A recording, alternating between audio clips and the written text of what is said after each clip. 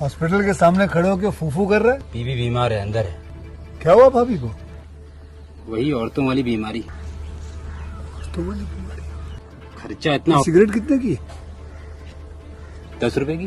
10 रुपए की। और जेब में कितनी पड़ी? एक और है। मरने के लिए तेरे पास पैसे हैं, लेकिन बीवी को मौत से बचाने के लिए पैसे नहीं है। क्या बक रहा है? ये देख, मौत लिखी है इस पे, मौत।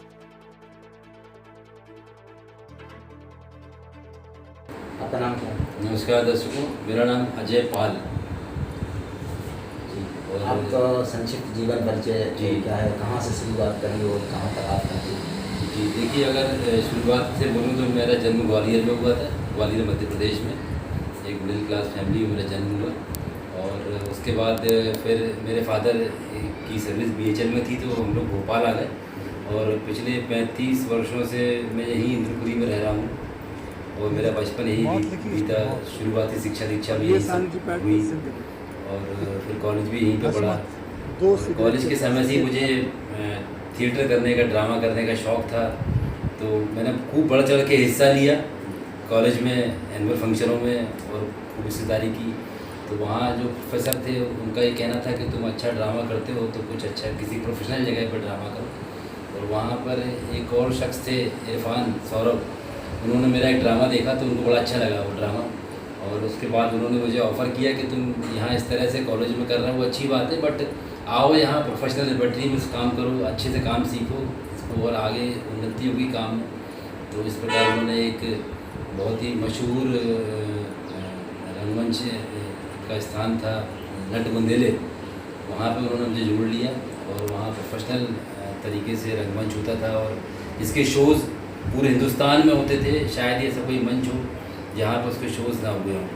तो इस तरह से रंगमंच का कारवां शुरू हो गया। और रंगमंच सीखते हुए, करते हुए, और राष्ट्रीय स्तर पर रंगमंच करते हुए जो है करीब अभी 20 साल हो गए हैं मुझे। और शायद ही हिंदुस्तान में ऐसा कोई मंच हो जहाँ पे मैंने शो न की हो। तकरीबन 122 नाटकों के 800 से ज़्यादा प्रदर्शन किए हैं पूरे हिंदुस्तान में, जिसमें से NSD भारत रंग महोत्सव भी और राष्ट्रीय नाट्य विद्यालय भी शामिल है, जिसमें वो शोज़ हुए। और कई राष्ट्रीय नाट्य समारोह में शोज़ हुए। और इस प्रकार से रंग यात्रा शुरू हुई। रंग यात्रा करते करते फिर धीरे धीरे मीडिया में भी मैंने आगमन किया। कुछ मौके मिले, कुछ सीरियल्स में मौके मिले, कुछ फिल्मों में काम करने के मौके मिले। और इसी प्रकार करते करते आमिर खान प्रोडक्शन की एक फिल्म बन रही थी, पीपली लाइव। तो उसमें मुझे एक रोल करने का अवसर मिला, नत्था के पड़ोसी का, जिसका नाम था बक्की। तो वो भूमिका मैंने निभाई। देन उसके बाद फिर आमिर खान ने मुझे ऑफ़र किया कि प्रोमो बनाएंगे आपके ऊपर। और इस तरह से प्रोमो बनाया गया मेरे ऊपर। फिर वो काफ़ी चला प्रोमो, काफ़ी लोग मुझे पहचानने लगे थे उसके बाद। और फिर ऐसे ही थोड़े थोड़े मौके मिलते रहे, तो मैंने अपने आप को मुंबई शिफ्ट कर लिया। मुझे लगा कि वहाँ शायद ज़्यादा मुझे संभावना है काम मिलने की। तो मैं मुंबई चला गया। फिर मैंने मुंबई में बहुत सारा काम किया, करीब 16 सीरियल किए हैं, और बहुत सारे ऐड भी किए हैं, और फिल्में भी की हैं।